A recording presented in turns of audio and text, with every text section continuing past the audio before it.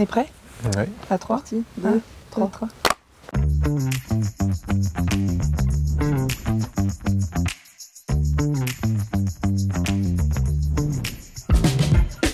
Quand on n'est pas d'accord, on s'ouvre une bouteille de champagne et on arrive toujours à trouver un compromis à la fin. Festive. Ouais. Prendre du plaisir à travailler, donc il faut que ça se passe dans la bonne humeur.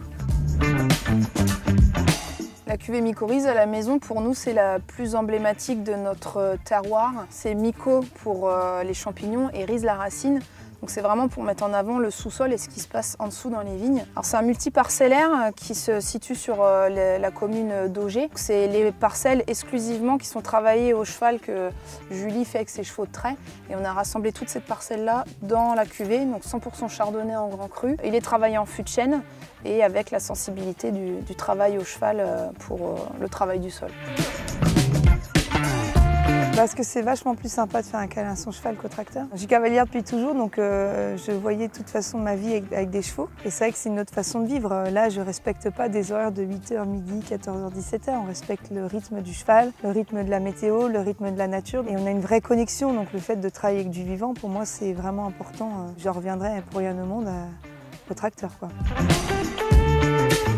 On essaie de travailler le plus naturellement possible, laisser le temps au temps, donc les vins évoluent doucement, fermentent doucement, et donc c'est déjà le temps qui guide la vinification et l'élaboration, et ensuite c'est la sensibilité à la dégustation, c'est la cohérence des parcellaires et des lieux-dits et des terroirs. L'un des piliers phares de la biodynamie, c'est vraiment de se ressentir sur son vignoble, sur la nature. C'est d'appliquer les préparations tôt le matin, tard le soir, donc c'est un moment agréable. On est au cœur du vignoble, et donc si jamais ça ne fonctionne pas, on aura passé un moment agréable, et si ça fonctionne, ça peut être que bénéfique pour la parcelle, pour le vin. Notre chemin de vie nous a confrontés à un moment donné à un problème de communication et de langage.